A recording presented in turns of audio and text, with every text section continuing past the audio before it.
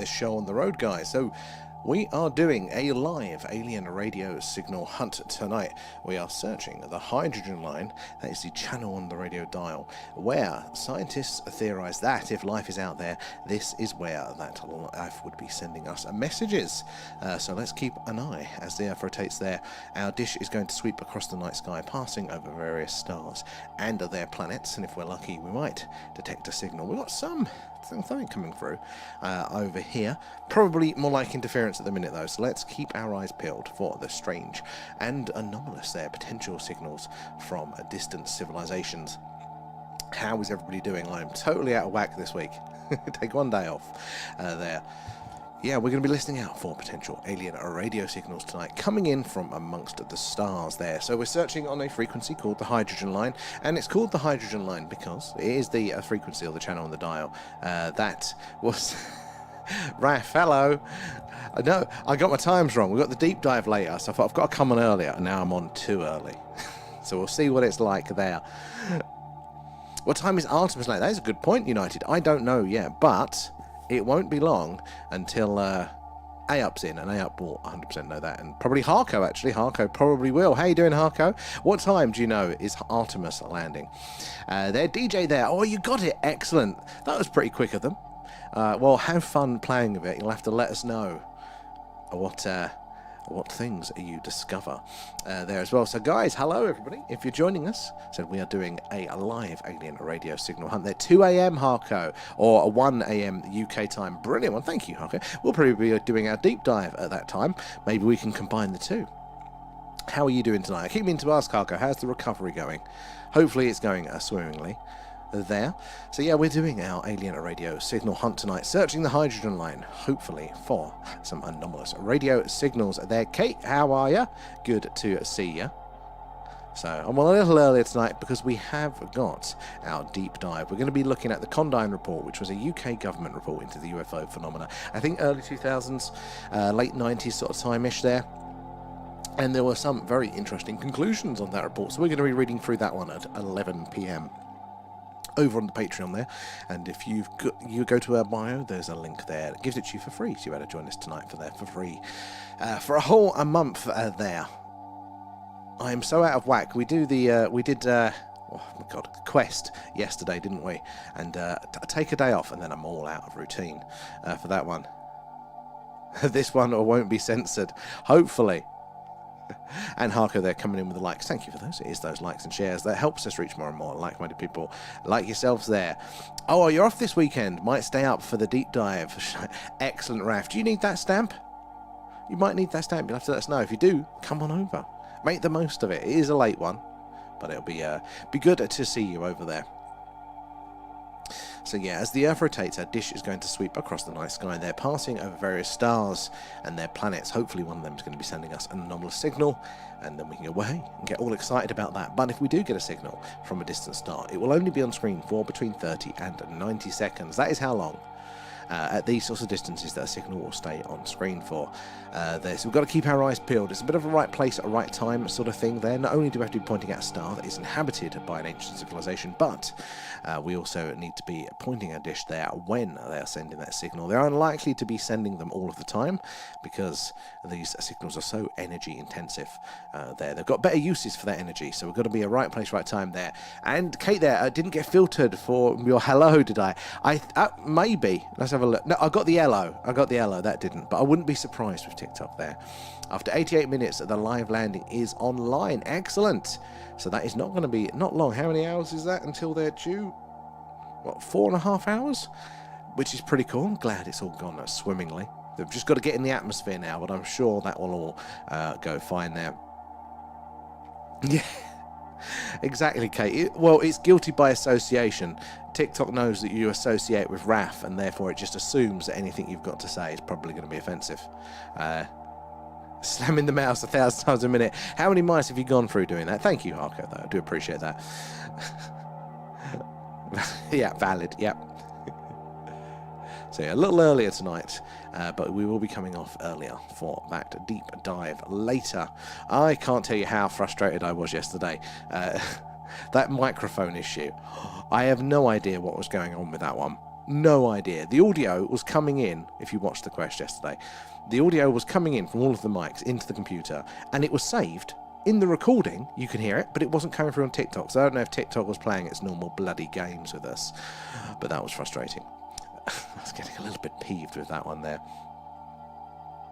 Oh, it sucks, but it was a good one as well. Thank you there, Kat. Honestly, like I was so stressed by that, and we was having this other bug which only just developed that afternoon, which was basically the whole game kept freezing. So every now and again, those loading screens were a little bit longer because I had to keep refreshing the whole freaking game for this bug, which turned out to be I have had too many tabs open that was crashing it. That's all it was. So I was getting a bit frustrated, but there was a lot of physical fun in that one. So yeah, but I did start to enjoy it midway through there, but I definitely didn't have my funny hat on in the beginning. Next time we should have worked out those bugs, and we've got some brilliant ideas for some more rooms. That should be in 2 weeks' time. Some much more physical rooms there. Exactly. I was hoping this one was going to be, I'll work out the bugs and this will be a smooth one, but no, next time.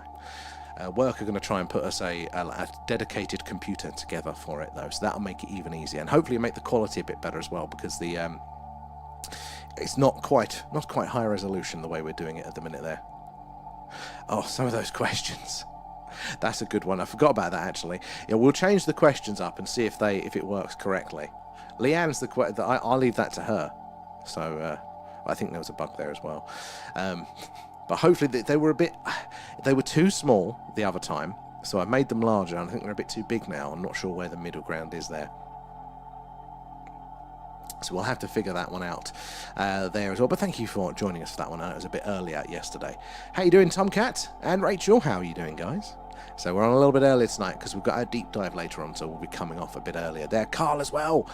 Good to see you there. Oh, you know when you were both being crushed there by the ceiling? That one's a bit too difficult.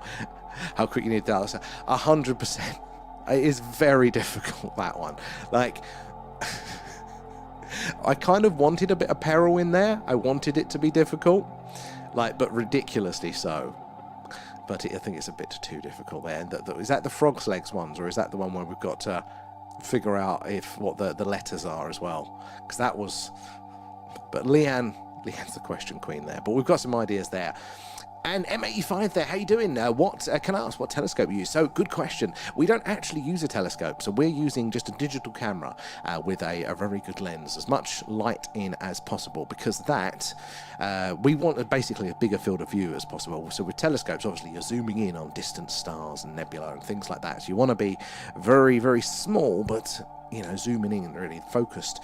We want kind of a wide field of view there, because we never know where the activity might be.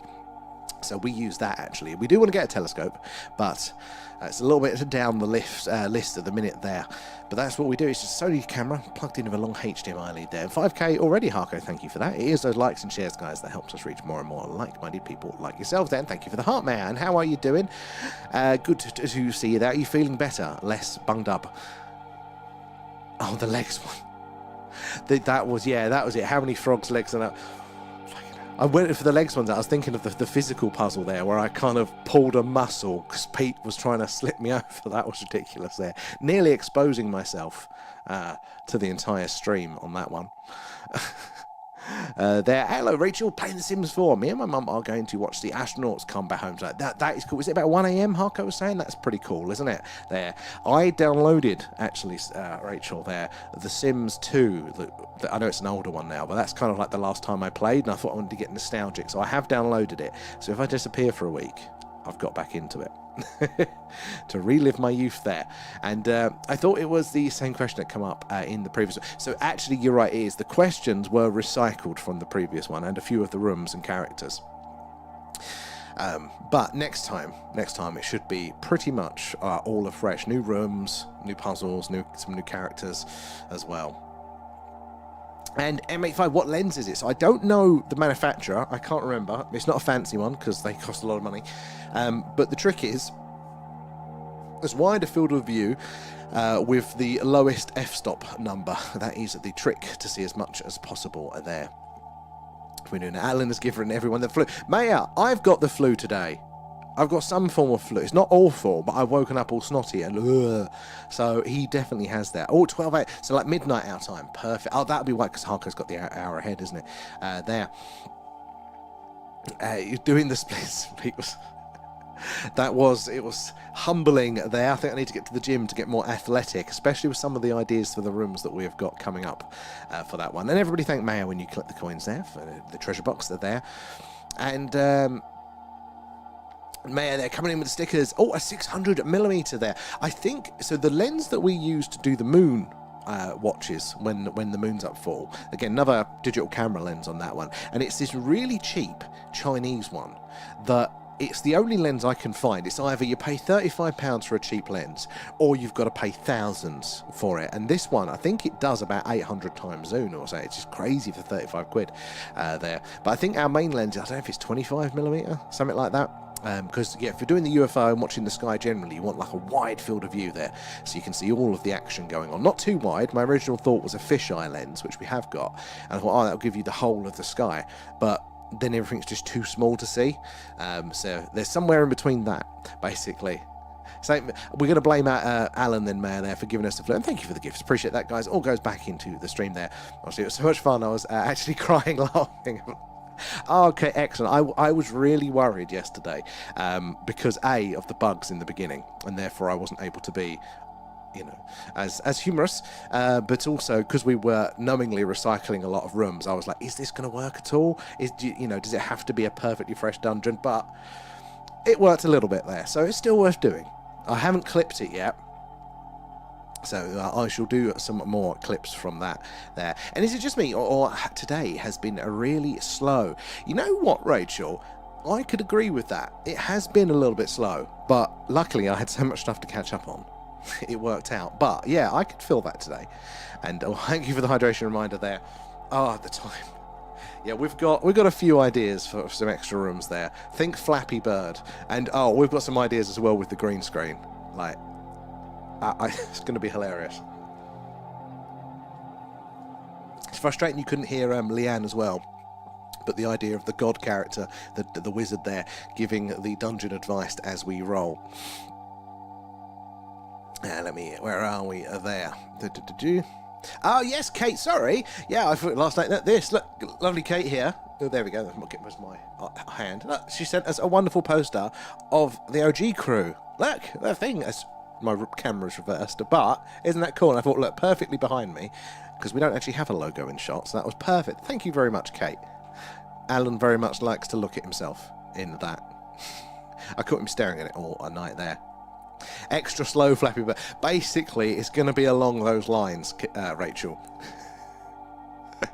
Lovely Anna's the wizard there. Yeah, that was we wanted that in last time, but we've got a few extra ideas to make it blend in a bit more, so it does just look like this godly head coming in and giving advice there. And Joseph, how are you doing there? Hope you have a wonderful weekend. Thank you, it's very kind. I hope you do too. Lots of work though. Are you not in there, Rachel? To be honest, I can't label everyone. And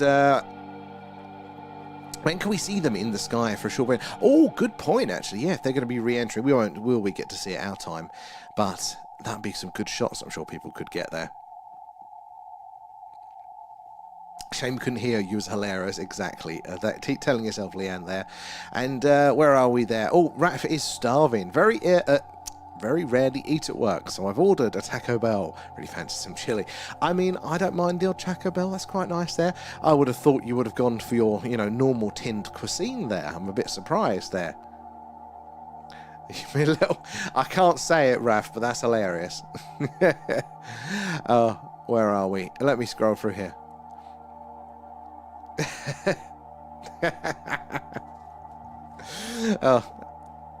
I think I came in halfway through that.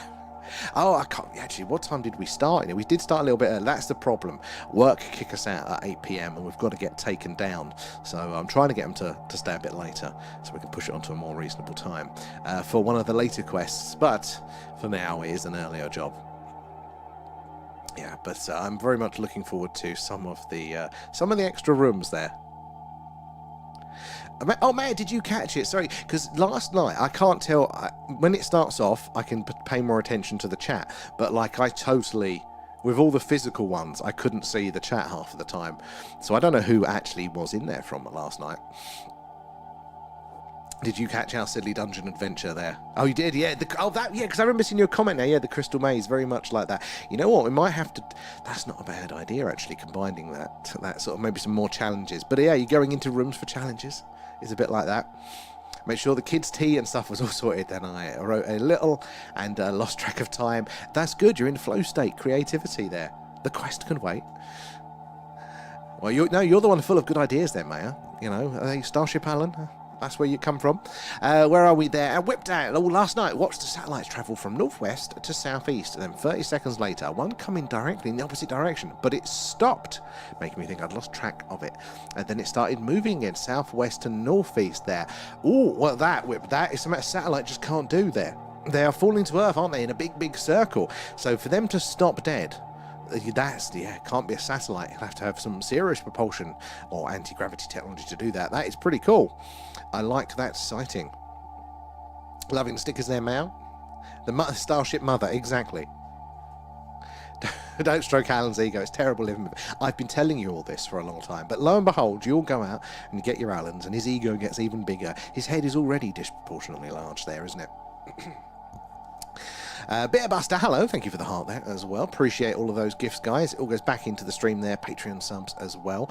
And speaking of Patreon, guys, we are going to be 11 PM tonight, switching over to Patreon to do our next deep dive, and it's going to be the Condign Report, which is a UK government report into the UFO phenomena, and it came to some very interesting conclusions. So we're going to be reading along at that one together. So do join us over there for that if you're not already a member. Link in the bio gives you a month for free, so you'll be able to join us for a month there. And catch another one as well in that time frame. We do them every other week, but right now we are doing the live alien radio signal hunt. So we are searching the hydrogen line, that is these lines here, these channels on the radio dial where scientists theorize that if ET is out there, this is where they'd put the message, hello, is anybody else out there? And it's where we've heard a number of anomalous signals in the past. So only the other day, do you guys know of, is it David Kiplin or Kiplin? I don't know, he does the Cool Worlds podcast, but he also runs the Cool Worlds Lab at Columbia University, and he's one of the scientific communicators in this sort of astro whatever it is space that I think he's really, really good. And he's looking for, biosignatures on other planets and all this sort of stuff there. But he was in a podcast the other day, and he kept reciting that we don't have any evidence for alien life. And it was starting to get so frustrating because, one of the things he was quoted saying as well was, and this is a good one. He's a good one. But he was saying that, we would expect to see maybe aliens shooting lasers at us or something like that. If aliens were out there, they'd communicate with laser light. And he said, we haven't seen that. It's like, there's literally a paper just come out of the minute. Now, it hasn't been peer reviewed yet, so it might prove to be false, fair enough. But that is something. The way it's portrayed, the way the hunt, like what we're doing tonight, is portrayed in the media is just so disingenuous there, lying by omission, I feel. And we need to make it our quest, guys, to enlighten people that actually there is a hell of a lot of potential evidence out there. And Kate? Nom nom nom, thanks, Thank you for feeding Alan there as well. I have to be fair to Alan, he sniffed out the rat's nest next door for you. Is he like a truffle hunting pig there for rodents? Because he's not done it in our house. I've got a stray mouse in the house. Haven't got rid of him yet. And there, Kate as well, and Maya, thank you for the gifts, appreciate those. No new activity from Icarus, but honestly hasn't been a great forecast, so makes sense, doesn't it? Yeah. How was it as well? I do remember you saying over the winter it had kind of been a while as well, and we did have such awful weather, didn't we? For such a long period. He is like a truffle pig. Where was we in the tube chat there? Mr. Kiplin, Viennese Wells. He not only searches for life on exoplanets there, but he also makes exceedingly good cakes. I think it's Kipin, but I always want to say Kiplin there. Cool. It's definitely worth checking out. He's one of those science communicators. He's well in, he's a professor, teaches all this sort of stuff, well into the mainstream academic world. But most of the time he's very, very good. And I don't think he's purposely being disingenuous, but it just shows you where the bias lies, the perception. Because he's somebody like that, he knows about these other papers there, but he's still filtering them out there. It was about 9:30 last night, so just about getting dark. That is a pretty good sight in there. And Raf, the Artemis missions has a proper... Hold on. Otis! The parrot. I don't know if I'm on TV. I might be on TV for him now. Hello, Otis. He likes watching, so I've got to whistle back to him. Where was we? Let's have a look. The Artemis mission has proper stirred up the flat Earth twats. And so, this is the thing, isn't it? Like, something like this. If we're going back to the moon now, I wonder how that affects the no moon debate. Some of these things that a lot of people, kind of mostly think is settled. And hey, look, I will never close something off, well, very rarely close something off 100%, but I'm still very much do think we went to the moon and have been there recently. But you wonder, does it sway people on the fringes of that? Does it eat away and erode at that one there? And Greg there, good listening with no over-exaggeration or fantastic rants. Great comment sense channel. Thank you, Greg. I do very much try, but sadly, if I get tired, I do rant. I have to forgive me. Every now and again, I will go off on a sideways rant. I try not to, though. There's so much sensationalized stuff out there, and I don't think we need it. I know we've all got TikTok brains now, so every time we click on something, we do want to see, this is the evidence. We do want to see it. But the nature of what we are doing, it's a slow process, isn't it? But those slow foundations that we build will be far more solid and can take the whole community to the next level. But I am definitely human, and I definitely fail at that sometimes. But it's very kind of you to say, Greg. Good to have you in. Where are you joining us from there? Yo, you are allowed to talk about it, Zen. You are allowed to talk. I am willing to hear it. I just don't necessarily get it. But I'm willing to try and listen if I'm any good at it. Where are we? Let's scroll through it on the TikTok. Where are you guys? Where are we up to on there? TikTok just told me I've been with the stream 200 days. That does sound about accurate, Kate. We're getting close to the year, so 100 days out. Hey, it's just like last night there. Thank you, A Up. I do like that. You can tell I like that one because I got the costume. How are you doing, A Up? Good to see you there. Thank you for that. And Maya says hello to you, YouTube chatters there. So, and Rachel, did you see something a couple of nights ago, 2 different nights with the same gold orb? Oh, I did, sorry, not did you? You just said, I remember you mentioned the gold orb the other night there. So you are getting activity. And Maya there coming in with the gifts. Thank you for those as well there. Amazing Mighty Pharaoh. That's it. That's the introduction now. Always up. I like that. How I was that tired. That took it out of me last night. That was very physical. But, yeah, we'll get there. And where are we? There. And...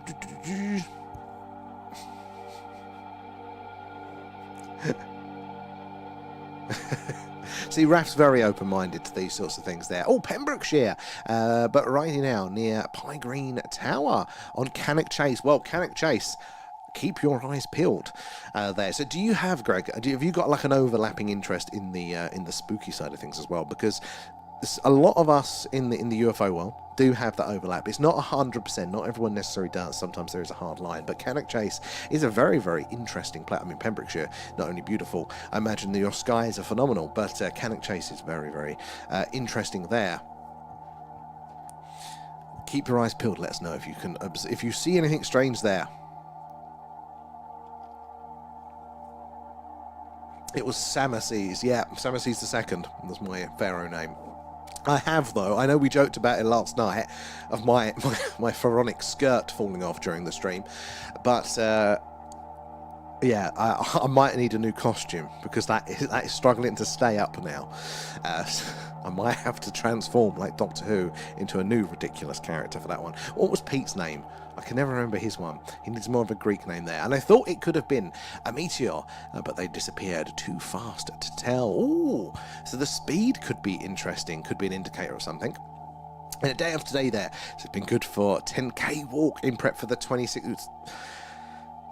The time I got back yesterday, I was out of it, right? And I'm paying for it today. I think I've come down with flu in response.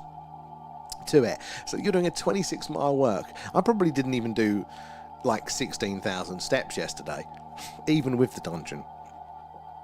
Putting us all to shame there. Oh, Kate, I have to go to Cannock Chase. It is on our list for our on the road tour there. And Ayup says my Pembrokeshire, my favourite place in the entire universe there. So that's it. I don't think I've ever been. Pembrokeshire is Pendle Hill, isn't it? And that sort of. I'm getting associations like that.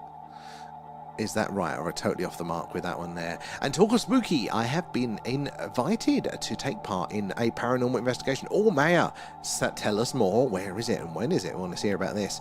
And just got some cycling shorts and put a couple of stitches out of it and make it an all-in-one.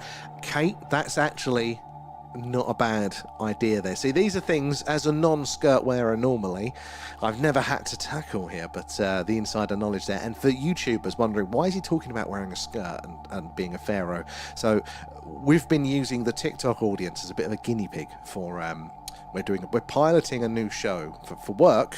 I do mainly podcasts, but sort of online stuff like this.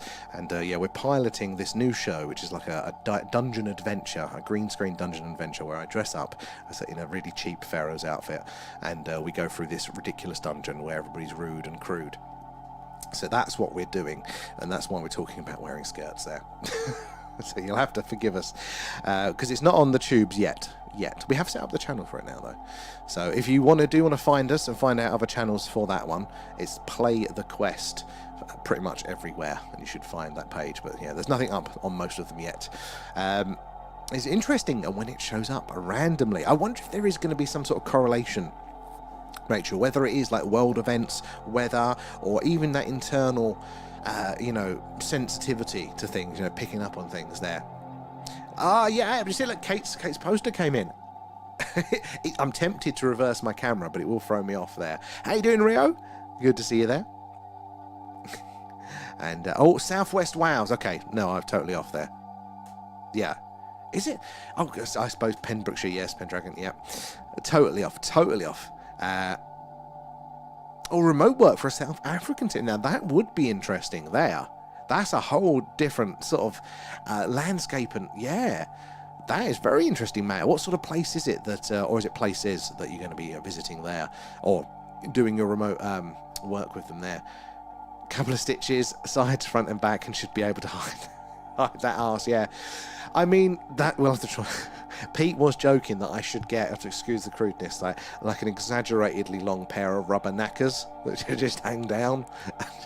So that'd be TikTok won't last for that, will they? For very long there. Oh, excellent, mate. I want to see that one there. I can't really remember what night. That's no worries, Rachel. I mean, it's hard to sometimes, isn't it? There. Lawrence. Hello. Sorry, take me a minute there. Nate? How are you guys doing? Good to see you there. I just realised what I've been talking about, and you probably. Sorry, I forget we have a younger audience there. What's Uncle Sam been talking about there? It's a very strange cartoon thing I've been doing for work there, so we'll have to explain that one a separate time, Lawrence. But hello, guys. I hope you're well. You've been to America, isn't it? And you're back now. Where are we there? Oh, it's a satanic temple. Interesting. I'll be liking to hear more on that one. And all you need to be there, be myself. Well, we want to hear about this one when it comes, when that one goes live. So I look forward to the poster for that one. Right, where are we in the YouTube chat there?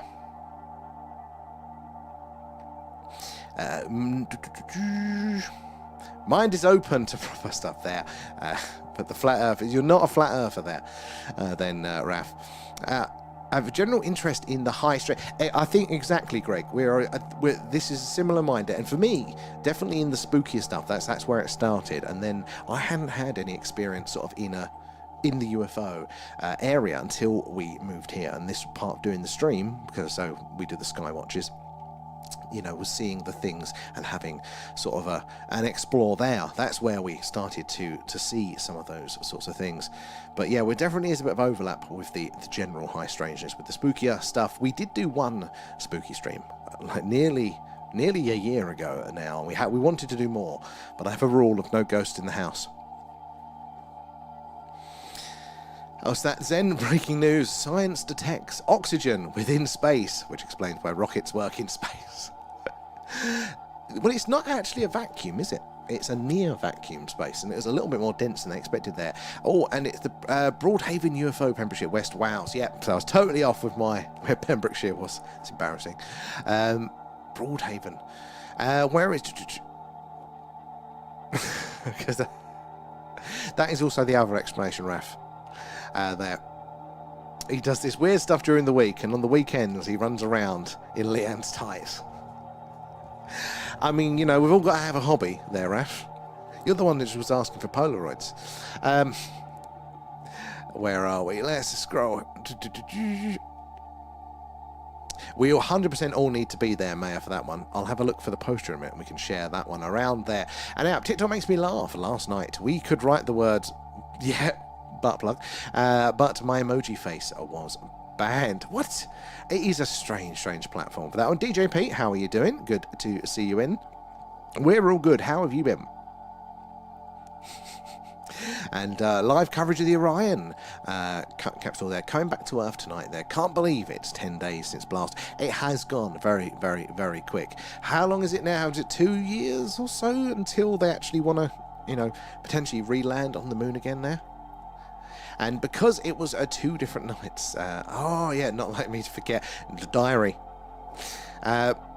who've been there for 314 days, Mayor. Oh my god. So there we go, that was the last time, the one and only time we did a spooky stream was 314 days ago. There, I've still got the marks on my floor, so I thought when we do this again, I want to know the camera position, so you know, you put a little bit of tape down to know where the camera legs go, where the chairs go for the positioning and stuff like that.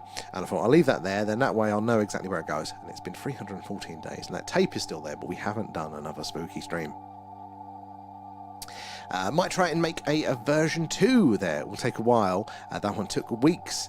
Kept removing people. That was my frustration. I've never got on with the image generation stuff. That is just, I've never figured it out there. You'd make progress somewhere else, and then, you know, you've got 12 fingers on somebody. It would just totally go sideways somewhere else. So, you're better at persevering than I am with that one. Where are we?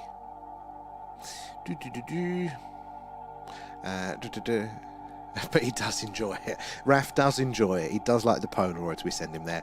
And bit of a plug, but Facebook, on Facebook there, UFO UK sightings and investigations there.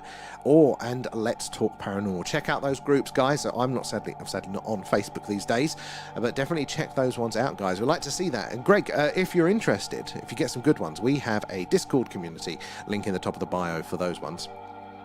And on there, we've got a personal experiences section where a lot of people are sharing their first-hand accounts of the phenomena, images, videos, but also general UFO news, and even a monthly alien movie club. You're welcome to join us over there as well, because I'm sure you've got some interesting sightings I know the community would love to hear about. Your burrito is nearly there. You're going to be fighting over that one. Zen's going to show up in a spaceship there. Where are we? Scroll up here. Oh, no, I've done that one there. Must have been distracted there, Rachel. Yeah, I've given up with the image stuff. Honestly, Kate, so doing the dungeon rooms for the quest, that to get it to generate a perfectly square room, even if you provide it an example of a square room and say, look, keep it exactly to these proportions, because all of the rooms have to be perfectly the same proportion to line up. Oh my god. It does not listen. It takes me so long. That is the hardest thing about doing new rooms, is fighting with it to get it done. I've given up on the detail.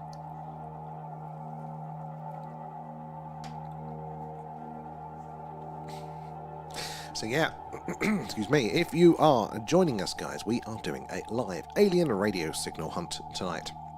We are searching the hydrogen line. That is the channel on the radio dial there, where scientists theorize that if ET is out there, this is where we would hear the message, hello, is anybody else out there?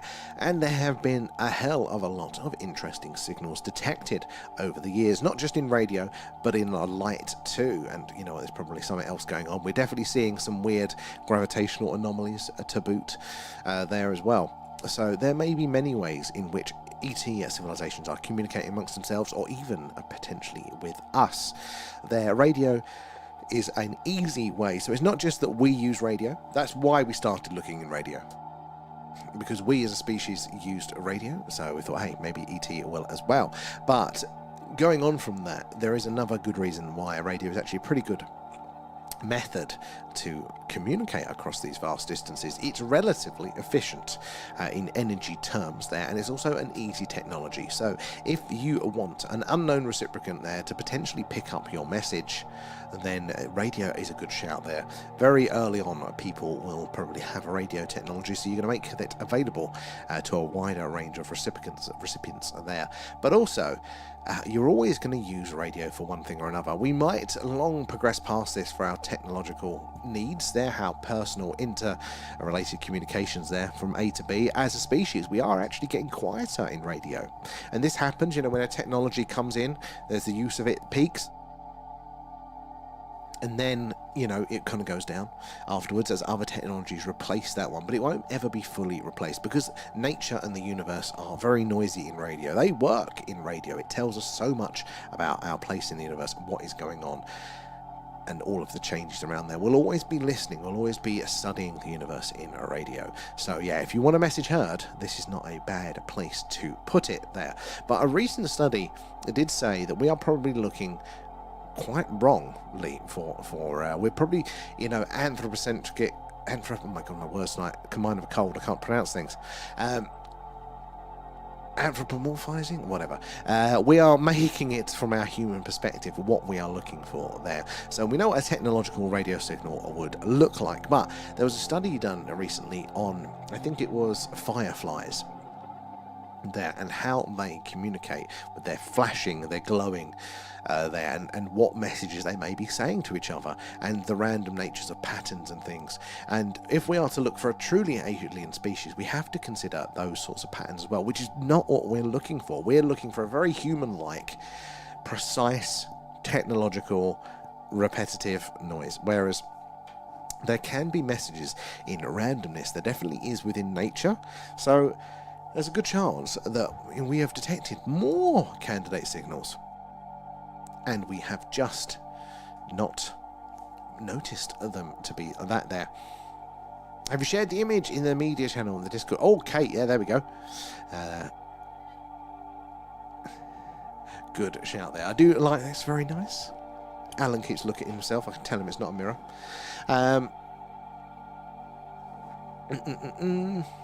You need a large hadron collider. Well, they want to build an even larger one. Interestingly, though, the Chinese have said no to their scientists wanting a larger and larger collider, which kind of tells me that we're flogging a dead horse with this angle of physics there. I am seeing more and more reports now. I think the string theory empire is slowly starting to crumble there. We're seeing more and more contesting opinions now on things like dark energy and dark matter. It does look like eventually science is getting the hint that maybe they got the maths wrong in the first place, rather than wasting billions and billions more trying to prove something that they technically can't prove. They're now looking in other directions. So that is positive, I think, there. Greg, join the Discord and give you the follow. Oh, thank you there, Greg. I do appreciate that. And it's good to have you in our community. But on the Discord, it'd be great because, yeah, and then all of the community can see anything that gets posted there. So welcome aboard. Guys, remember, we're going to be on tonight until about 10 tonight. So we've got another just 50 minutes or so. And then at 11 p.m, we are going to be switching over to the Patreon there. And we're going to be doing a deep dive, a long read through of the, make a start on it anyway, on the Condine report, which is a UK government report into the phenomena there. I think late 90s, early 2000s sort of time, and they had some interesting conclusions. We'll see how much of it we get done in the session tonight, and probably be a part 2 there. But if you do want to join us for that one, link in bio gives you the Patreon for free for a month there, so you better join us for that one and another deep dive there, and watch some of the past ones back. And because it's a smaller group, we can really get our teeth into the nitty-gritty of the phenomena there. So you're all welcome over there as well. Shall we also check in whilst we're here quickly, whilst it's a bit quiet? We'll check in on the Starship Alan, shall we, guys? What are you guys up to? Can you spot yourself? Oh, Real Kate is in engineering. The bar is empty. Raf is he's in the shuttle bay by the looks of it. A-Up is in the mess hall there. Can you spot yourself there? Captain Bluenose looks like he's in the corridor near the engine bay. Oh, Simon is once again in the holodeck. Rosetta's on the bridge. Fake Kate is still dangerously near the armory. Yep, in the armory. Can you spot yourself? The bar is empty. I know, Kate. Shock horror.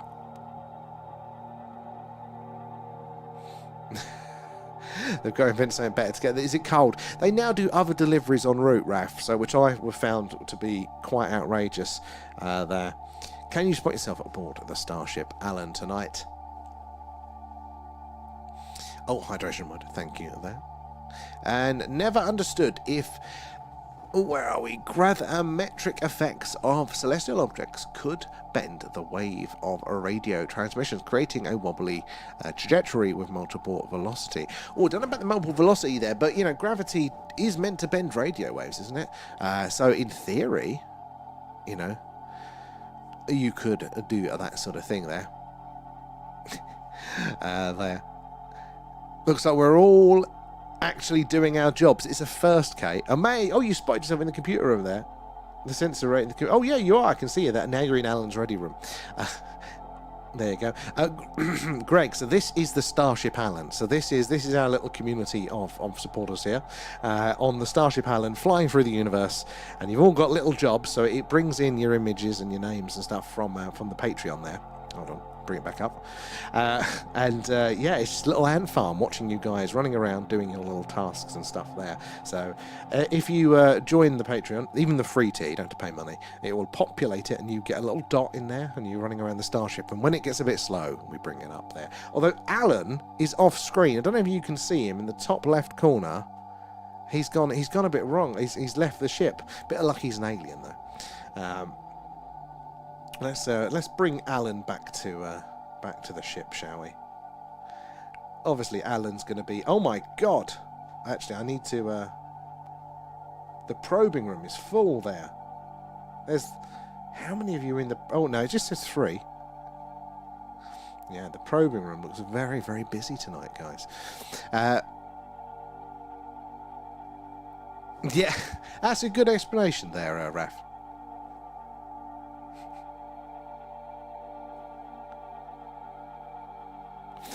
What if aliens... So I keep reading aliens, Alan now. I've been doing the stream too long. What if alien signals are coming from another universe there through white holes?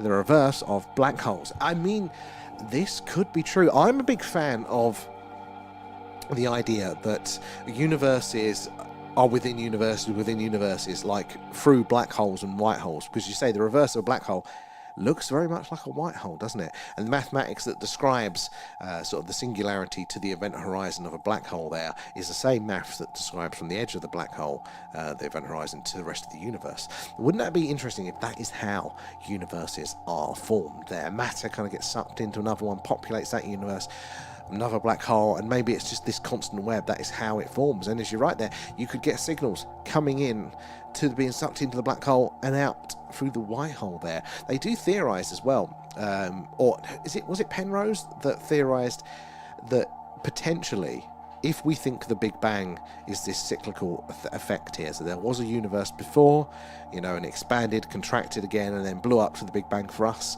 that maybe there could be a message from a past civilization left over in the cosmic microwave background there. The furthest we can see back, they could have potentially left a message there as well. And what I find is interesting is if I shut up, that is what we're listening to right now, the cosmic microwave background. So within there could be a message potentially from a earlier civilization before our universe was formed there, before the Big Bang.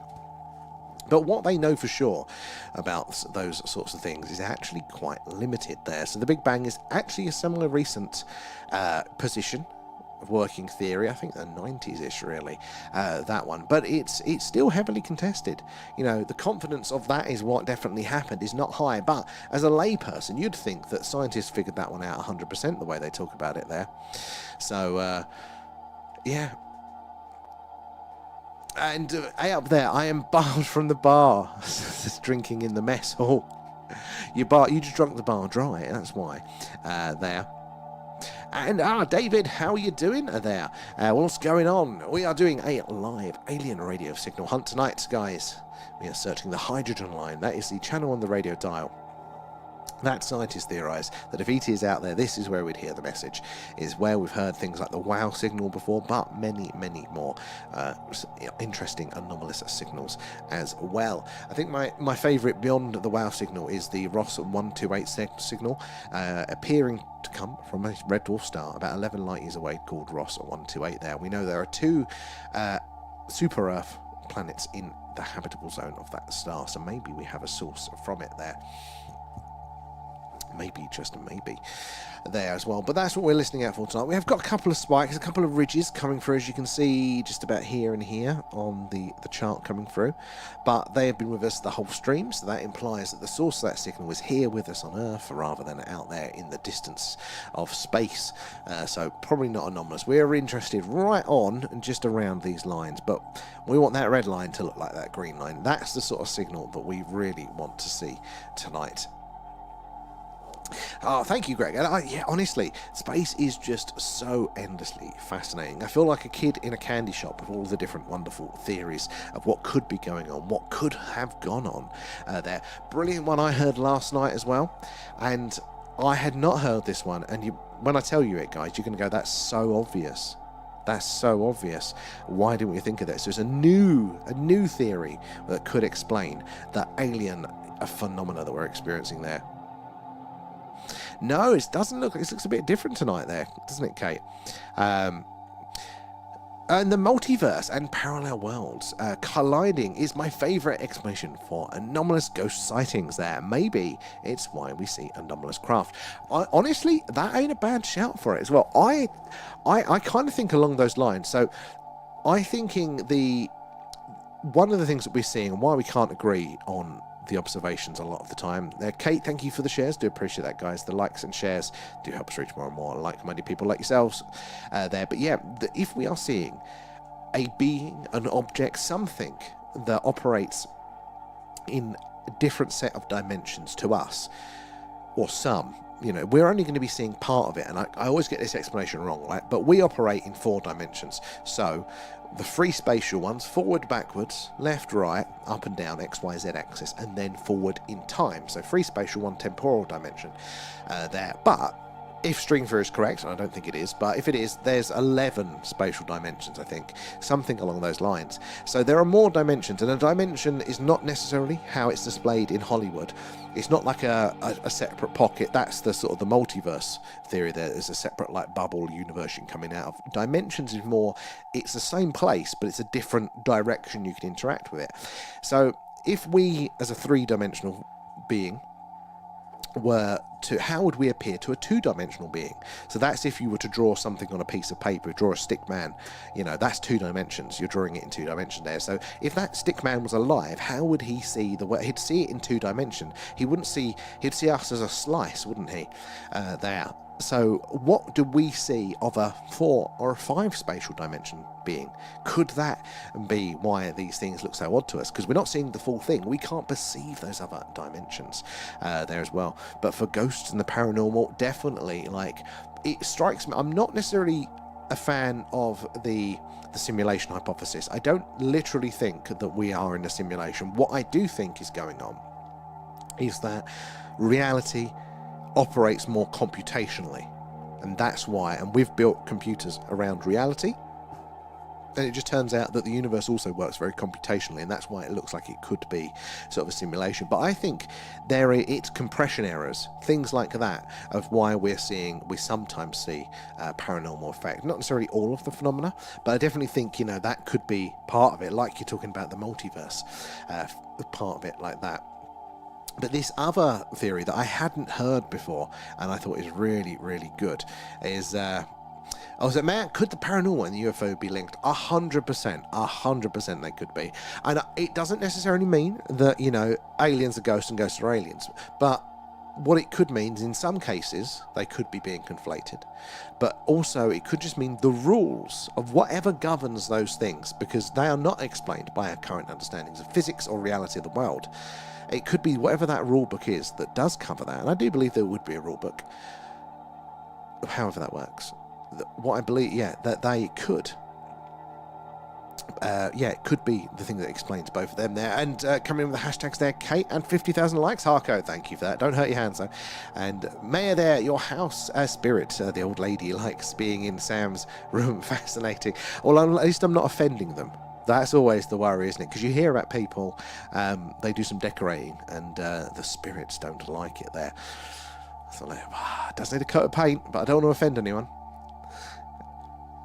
Near the pic on the back of that, see it's reverse. Oh yes, it is reversed. So this is around that mainly. So when we're doing the skywatch, I can point, and I don't have to keep trying to align myself there. And I think it's plausible that UFOs could be drawn to areas with high paranormal activity. Well, what if it is that it's one and the same sort of effect? Whatever kind of, as they say, thins the veil for the paranormal. Maybe that also works in that dimensional sense there as well. The energy signals of the area could be picked up by advanced technology.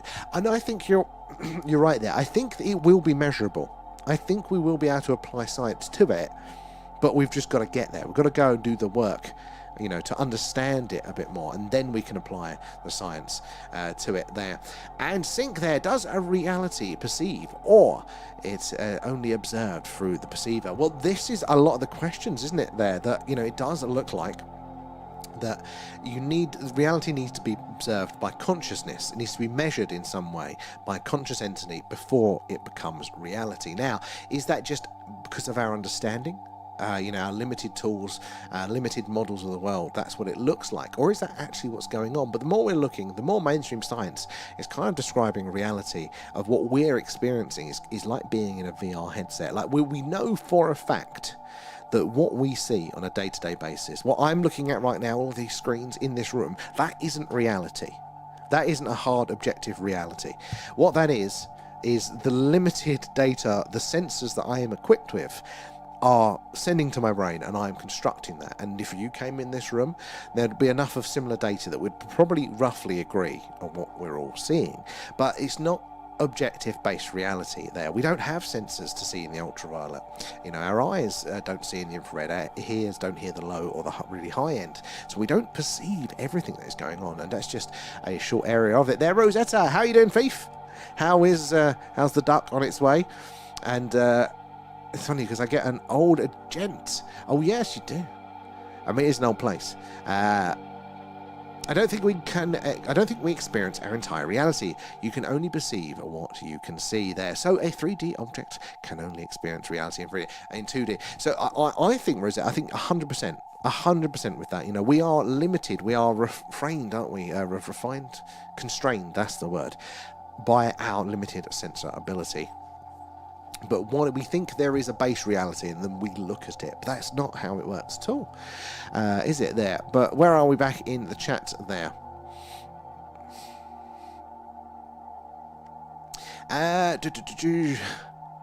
55, what's that, Raf? Zen, there is a dark hypothesis that suggests we've been stuck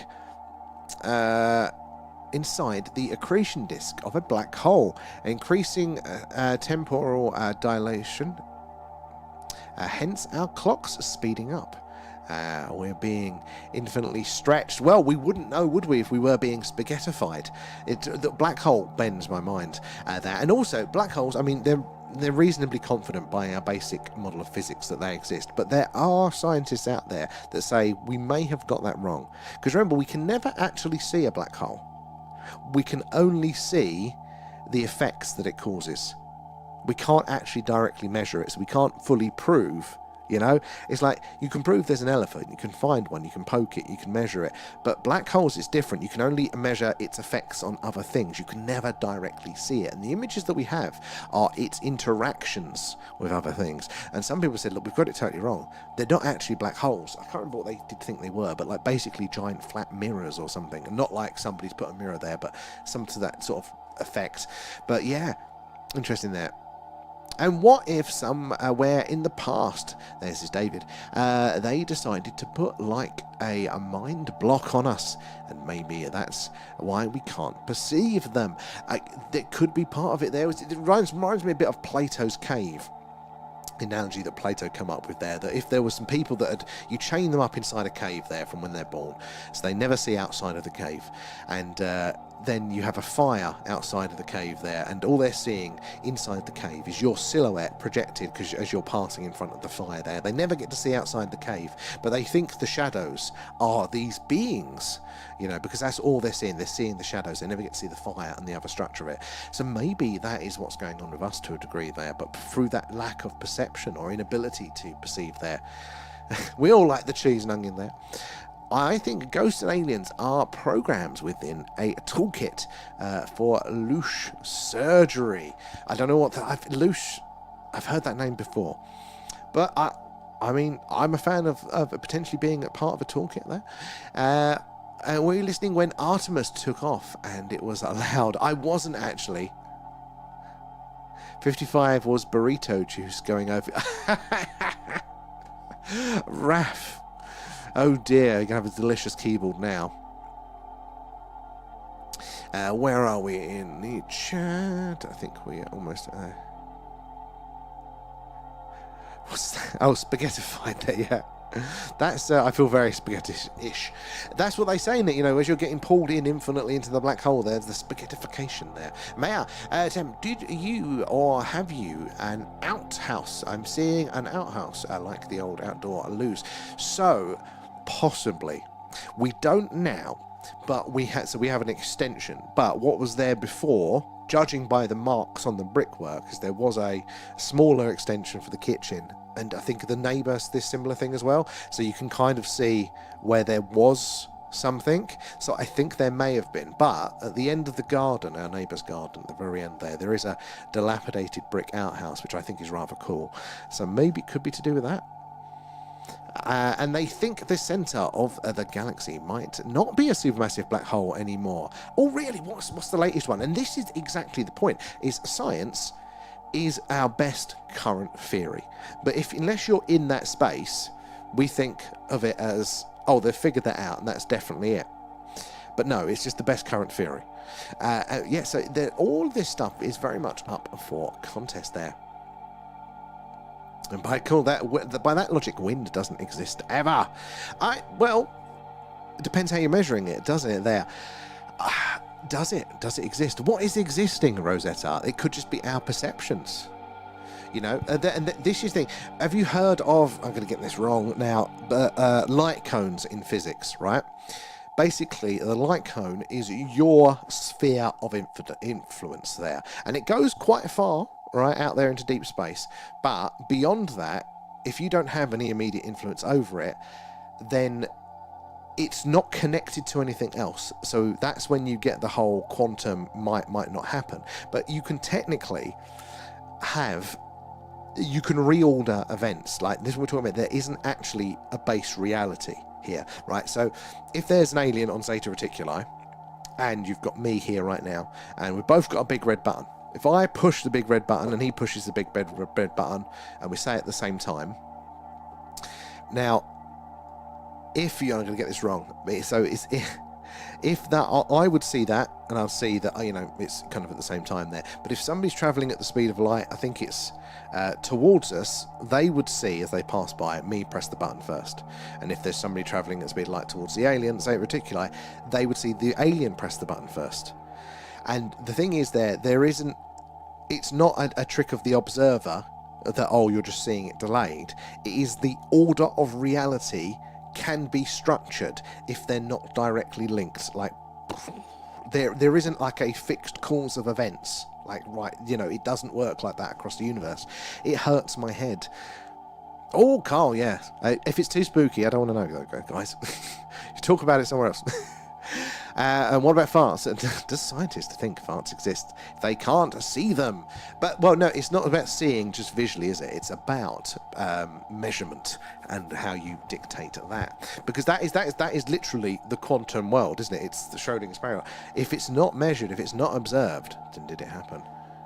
And they did a really interesting test with that recently, didn't they? Where they got AI to observe and to let us know. So technically creating the observation, but it wasn't obviously a conscious observer, so it shouldn't have collapsed it, and I can't remember what the results of that was.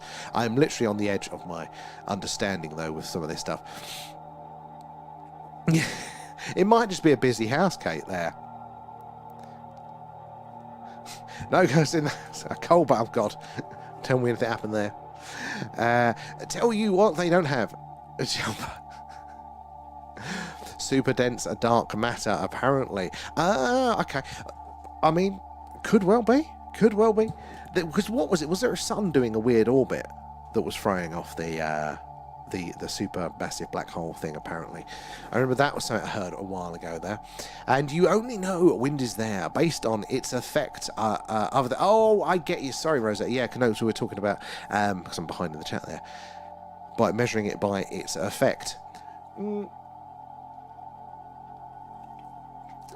Is that the trait? Or is it... Isn't...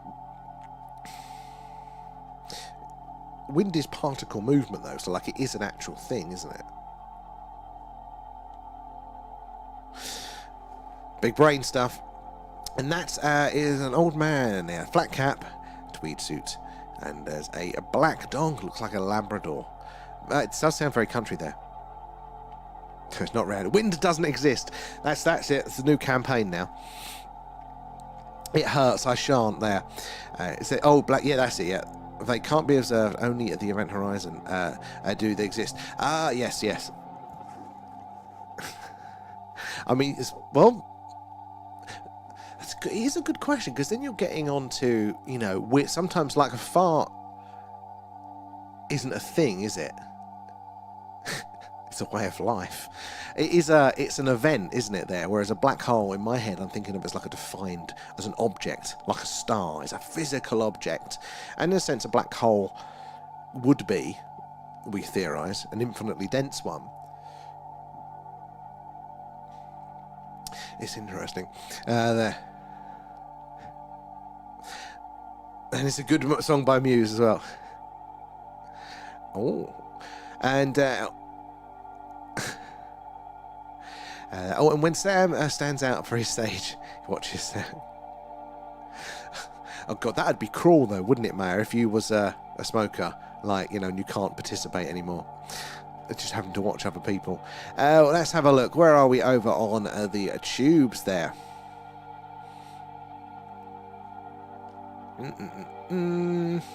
We do get overlaps in the descriptions of poltergeist activity and alien abduction reports. Actually, yes, we do. And it always strikes me, doesn't it? If we go back into like folklore, and then the old religious texts, almost a script saying this now. A lot of you take away the human interpretation, the core events does look very similar to the alien stuff that we're seeing now, doesn't it? So I think it could be strong overlaps there. I think Ghost... Oh, no, I've done that one. I must be a bit further ahead there. How you doing, Apple, as well? Good to see you. And are we living in someone's mind? Why is the structure of the universe too similar to the... That's a good point, isn't it, Ken? Like, I can't remember specifically what it is in the universe. Is it just the distribution of mass, or is it galaxies there? But something matches, doesn't it? Like the neuronal distribution and density. Something like that. As Raf says there, don't forget to like, guys. Do appreciate that. You can to join us, to give us a sub over on the tubes there, or to follow us on the TikTok there. It's how we make our new friends. You never know who's going to come in with some awesome questions on knowledge or experience with the phenomena there.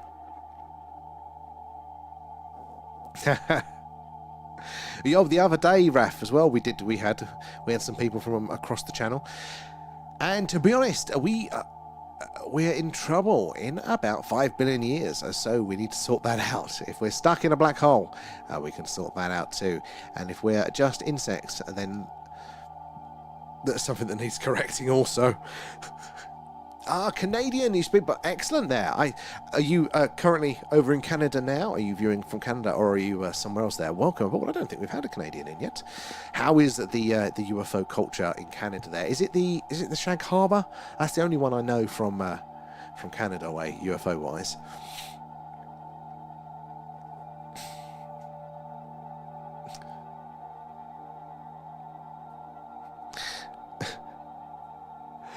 There.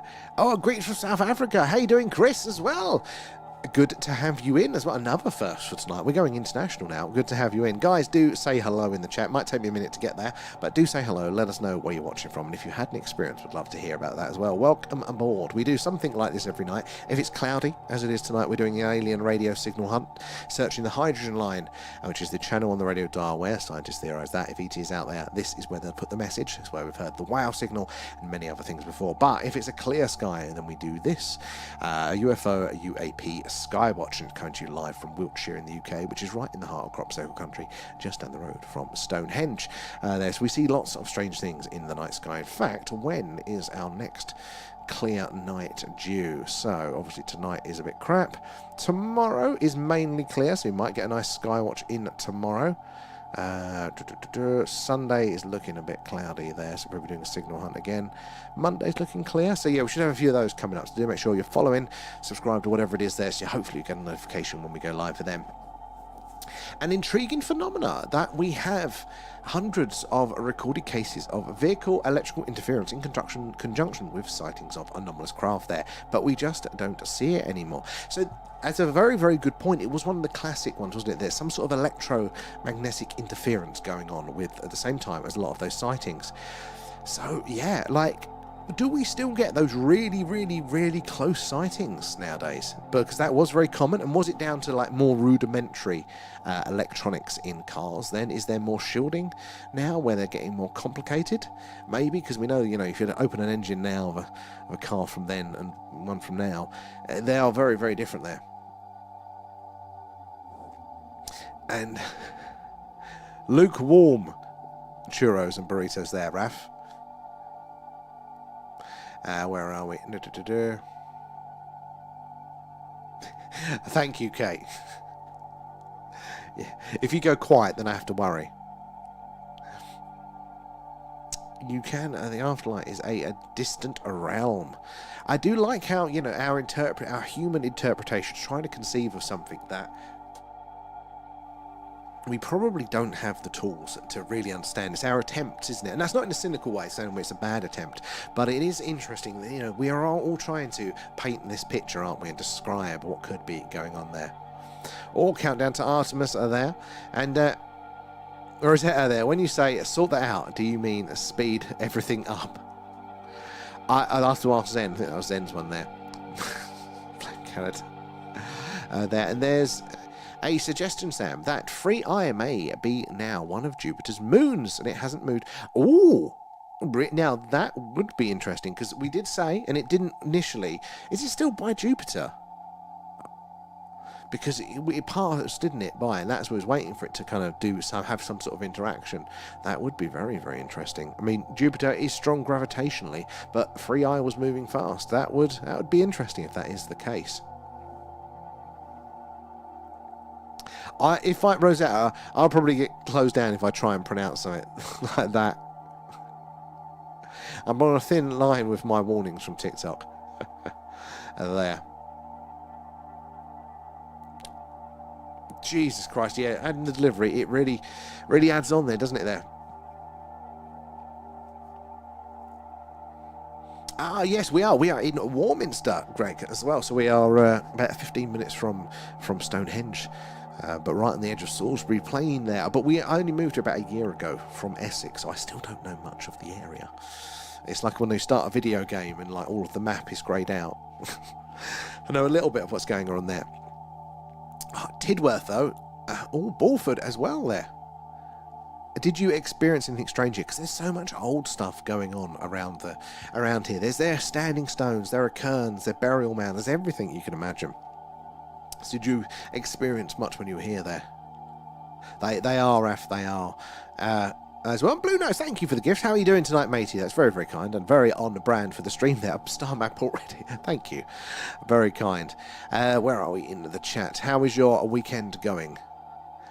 And I am no one there. You would get closed down and visited the men in dark suits there. Well, we do get a little bit of interference, doesn't it? Every time we get close to something or we start seeing something on the screen, some strange interference happens. But it's probably more just TikTok being dicks. But, you know, it has been said. I feel like that we're probably not close enough on the air. We just are here to discuss ideas and things that are already out there. So we're probably quite down the list of priorities for the Men in Black there. Unblock. What's that, Rosetta? May I come in with the stickers? Loving those there. And if you found an alien signal, yes. Well, this is the thing, isn't it?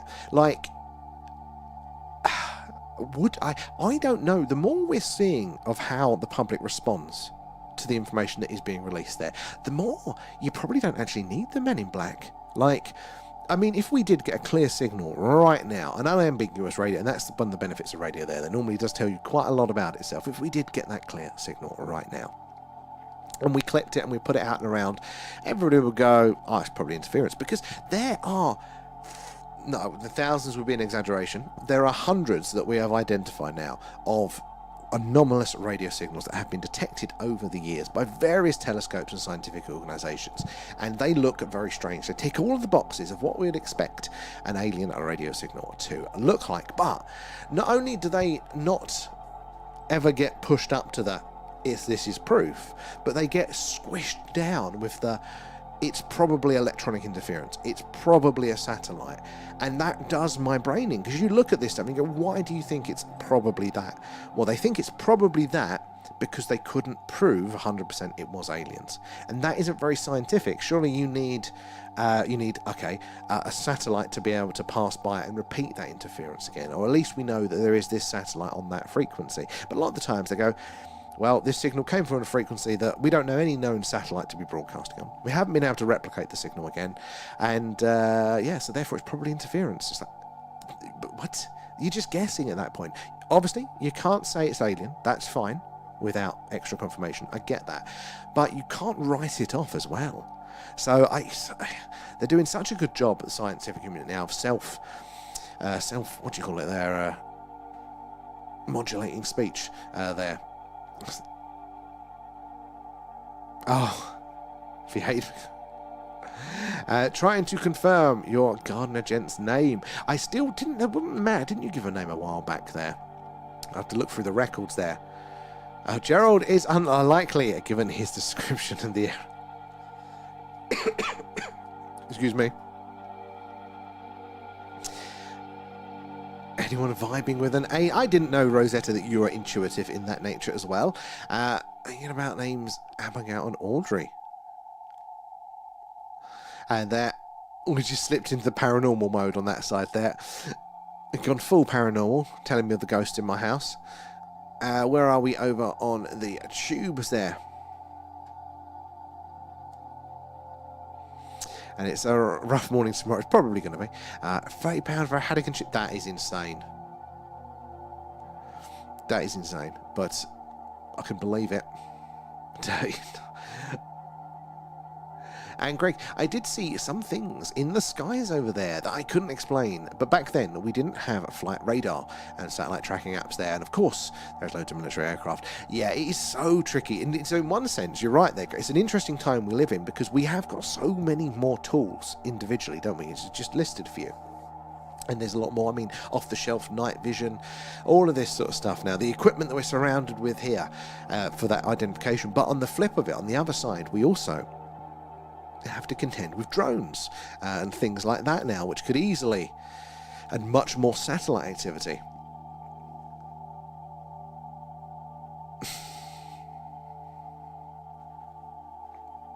Where are we there? On the tube.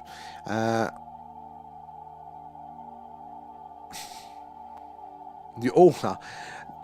it might be that sort of thing we say about the neurodivergence. It all collects together.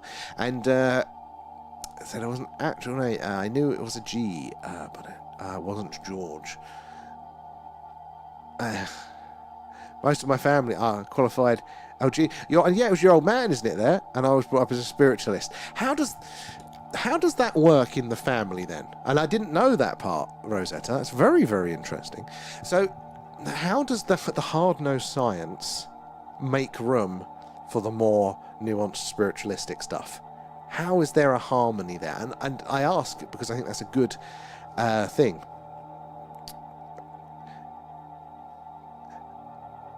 Ah, Jeffrey doesn't like it. Shorthand.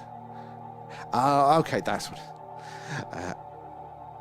I know, Matt. It's criminal there. And Alice as well. Could be his wife or daughter there. And fish and chips kept this country fed. It did.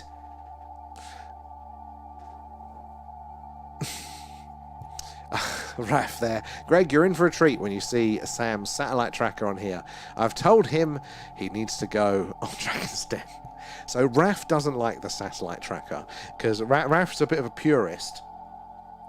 But so when it's like this, obviously we see a lot of satellites in the night sky there, especially as we're getting into summer there, and the nights start a bit later on, and that sun has not fully gone round. We see many more objects in orbit flying around at this. So we need a little bit of assistance. So we developed a very basic tracker which would identify the movement of these objects on screen, plot where it has been, and then use that to predict a straight path ahead, because satellites follow straight lines at consistent speeds.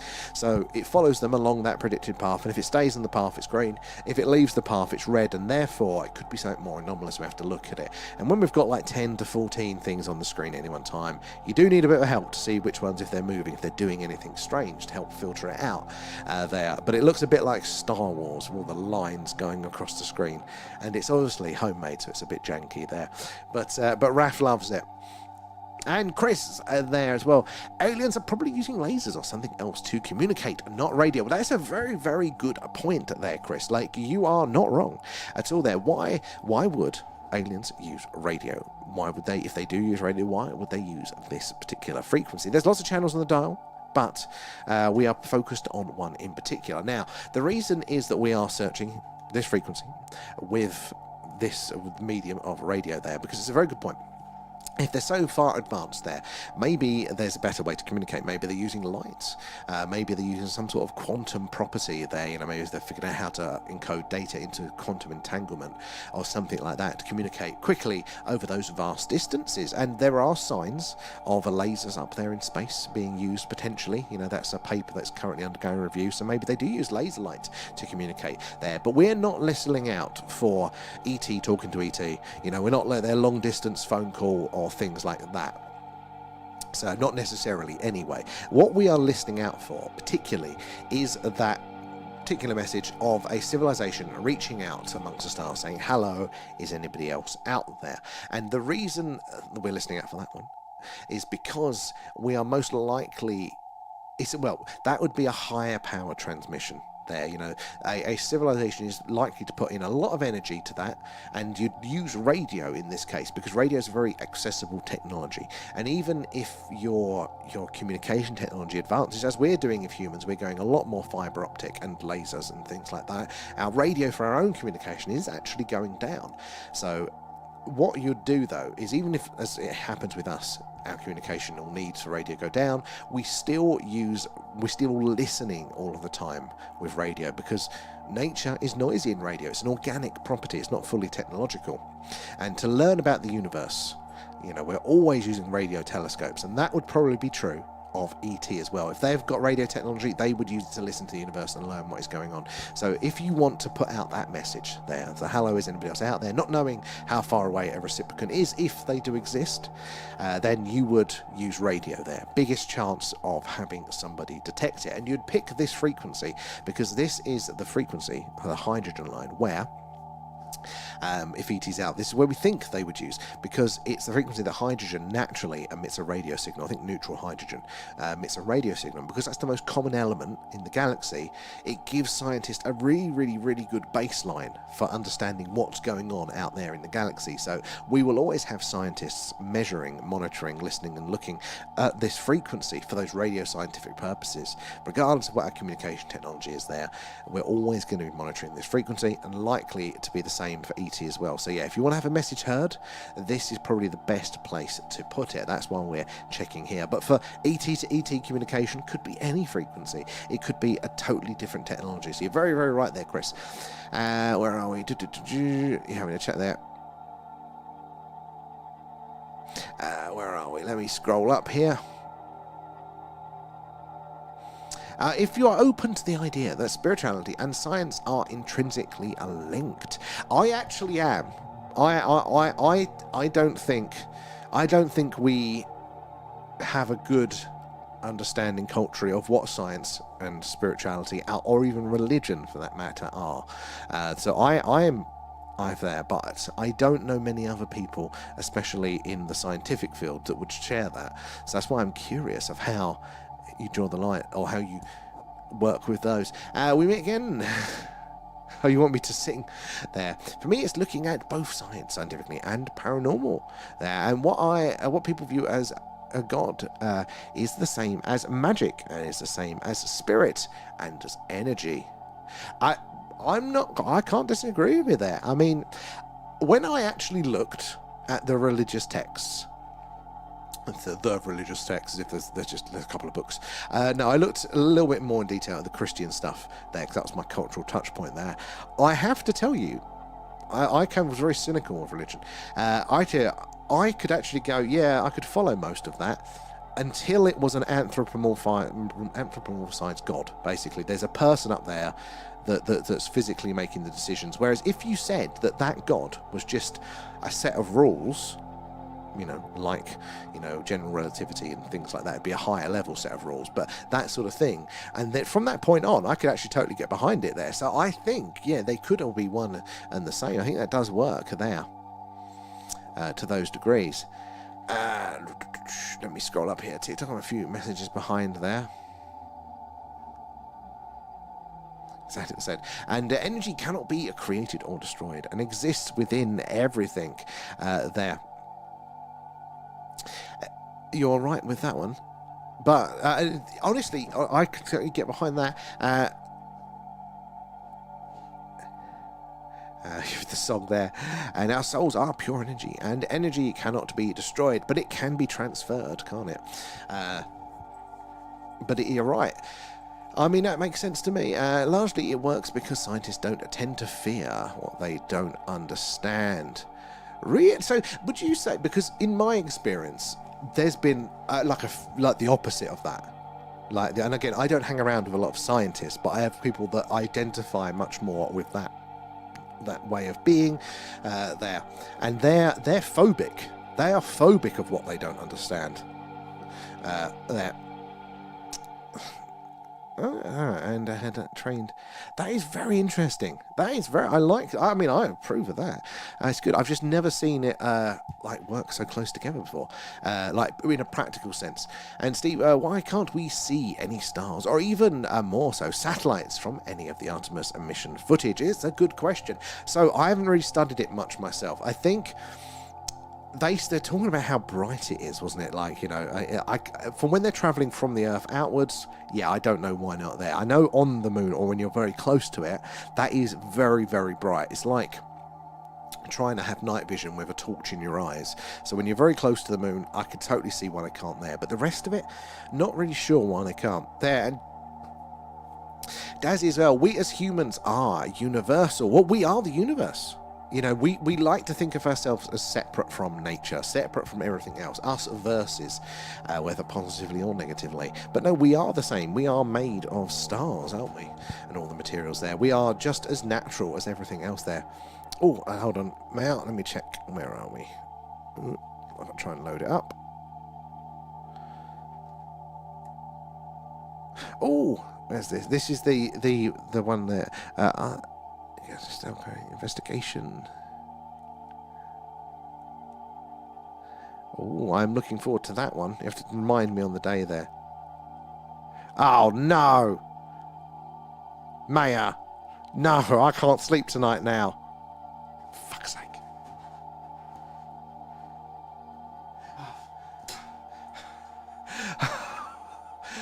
Thank God.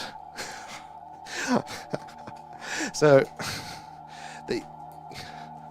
Luckily, that scared the living hell out of me. I have to show you that. Luckily, that's actually a real thing there, but it does look like a face. You scared the living hell out of me. Oh, there. And Benjamin there, are you listening to a signal from Artemis?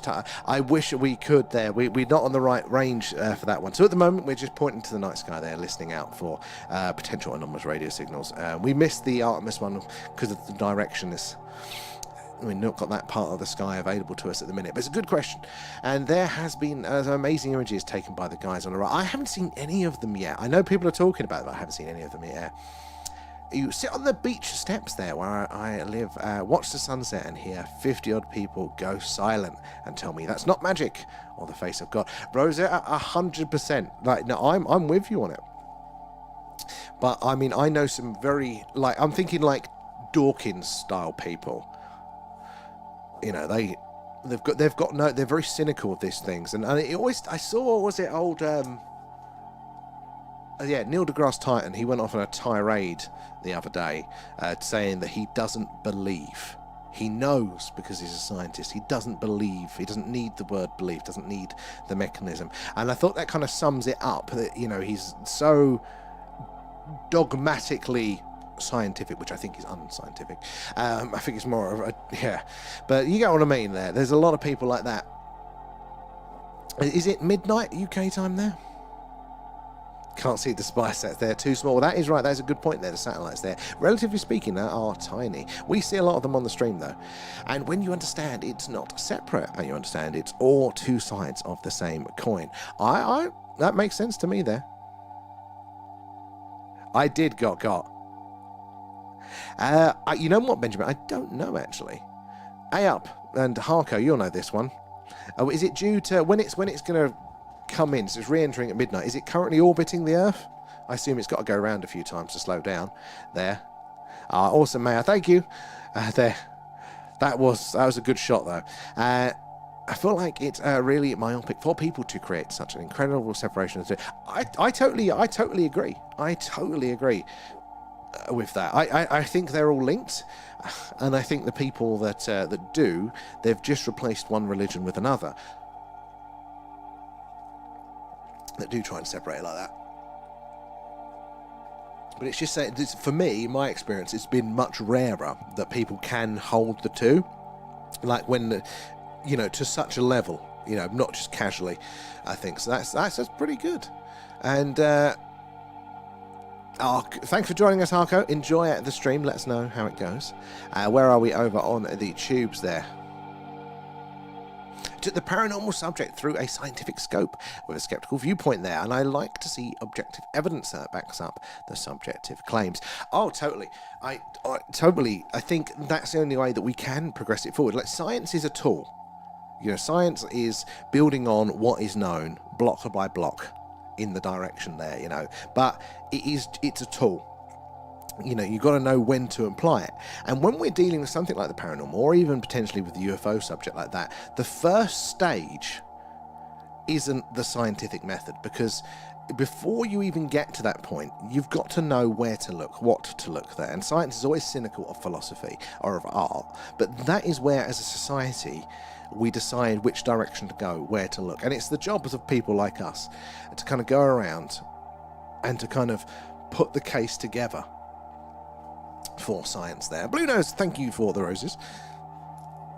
Appreciate those guys. All goes back into the stream there. Like, and then, you know, once we've got the foundation, then they can come in and they can push it over the line. Like, how many things has science itself been cynical over the years, and then eventually it'll come round. They say science progresses one funeral at a time, you know, and it's not one theory. Like, you know, scientists themselves are, you know, are human, and they get incredibly biased. They have their own incentives outside of it. You know, they just don't like to think of themselves of it. But they are, and but it doesn't mean I don't believe people's claims, but there are an absolute shed load of exclamations for most claims, and that is true. Like, we see this, I think, most cases, don't we? Or a good example now would be AI videos and how easy and accessible that is versus the real video. So just because AI videos are out there doesn't mean that any video that we see on the UFO subject is AI. It could be real, but we do have to consider the high chance that it could be wrong there. And also, it's not just somebody being malicious and, you know, fabricating evidence there. There is also people's interpretations of it, you know, which is based on life experience, intelligence, tiredness. There are so many variables there of how people can interpret what they're seeing. So everything's got its place. It's a data point, but there are many variables that you have to consider that if you do want to bring it over the line. Oh, and here why we can't see satellites. Earth big, satellite small. I mean, yeah. And Chris there, I've subbed. A great explanation there, thanks. Love astronomy and AIDS. So thank you, Chris, as well. That's a brilliant question. And I do appreciate that as well. Good to have you on the team. Where are you joining us from tonight, Chris? We normally do something every night, whether it's a skywatch if it's clear or the alien radio signal hunt on these cloudy nights there. We will be coming off momentarily, though, because we're going to be rolling over, guys, to our Patreon at 11 p.m. So we'll be coming off, having a break, and rolling onto Patreon for 11 p.m. We're going to be doing a deep dive on the Condine report there, the UK government report into the phenomena, seeing what they thought about that. So you can join us for there. The link in the bio does give it to you for free for a month, so you'll be able to join us for a couple of deep dives there for free there. So thank you for that. When a plane is flying in the air, can you see humans on the path or even the perspective there? Right, Greg, no. Let's have a look there. Where are we having a chat? Also learned over time that really academically intelligent people often lack competence. Oh, Rosetta, 100% on that one. Like, and also intelligence gets siloed. Intelligence, the higher IQ, it's like the more cores in your CPU, right? But they become dedicated. So the higher the IQ, the less generally intelligent those people are. If you have a disproportionately high intelligence, it's in a certain area. It's not generalized. 100% there. It is when you've already passed the stages, you have to take the stairs step. What's that? And there. And Paul, thank you for the follow, matey. Where are you joining us from tonight there? It's when you get to the top, you can look back and see the whole picture. I like that analogy. Yes, I think very much so. And as they're hopefully home in one piece. I'm sure they will be in this day and age there. All live goal achieved. Thank you for that. 3 hours and 10 minutes. Thank you for the heads up there, Matt. Both science and religion are created by humans to explain things we didn't understand. Exactly. I totally with that. I don't know why, Rosette. I had you in my head as more of the scientific camp.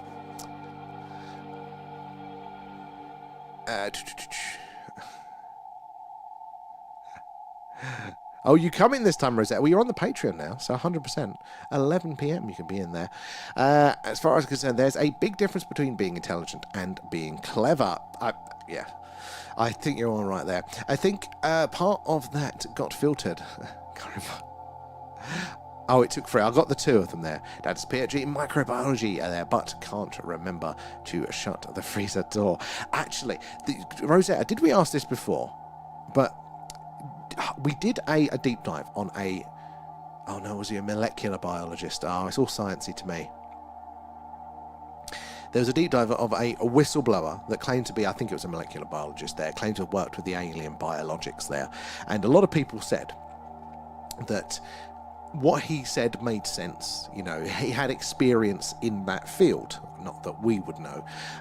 Different there. So I was wondering, I don't think it's going to be a very different field though, molecular versus micro biology, but run it past him. I'll just give you the link there, see if he thinks it's all, if it makes sense or if it's crap there. And pareidolia is a great example, yes. And that's actually a good example through psychology as well. Like we think of the, pareidolia there as we're pattern matching. We'll see faces in the clouds and things like that. But that is how the brain works. The brain will have to, what it sees, it filters it through a model of understanding. It can't just see what is there and go, right, I'm going to add that new thing to my list. It's a little bit more complicated. It will filter it through its understandings. So we do that even with, not just with like those physical patterns there, we do it in patterns of behaviour. Excellent, Rose. Oh, actually, yeah, we'll put him to work. I'll have to, they must be, they sound very close. Totally ready for this deep dive there. I haven't had caffeine in 3 weeks. Oh God, yeah. See if you can last it. His thesis was based on lysergic acid in ergot fungus and how it made a town in France go mad. I've heard about that town. That's quite interesting. I've heard about that one. Just allowed to say a Monstra Ultra. That's a treat there. Well, we've got about an hour then. I'm going to go quickly set up and have some dinner. And I will see you over, guys, on the Patreon at 11 p.m. there. for the deep dive. So thank you very much for joining us all tonight, and all of our new friends. You also make sure you're following, subscribed, whatever it is there, and then you can catch us as we go live tomorrow night there. But yeah, if you do want to join us, again, link in the bio gives you Patreon free for a month there, and it all goes back into the stream anyway. But yeah, you could join us for tonight's deep dive. You're all welcome, even if you just want to hang out for the free period, or welcome there as well. So we'll catch you all around about 11 p.m. UK time, so just under an hour's time there, and we'll see you there for that one. Thanks again, guys.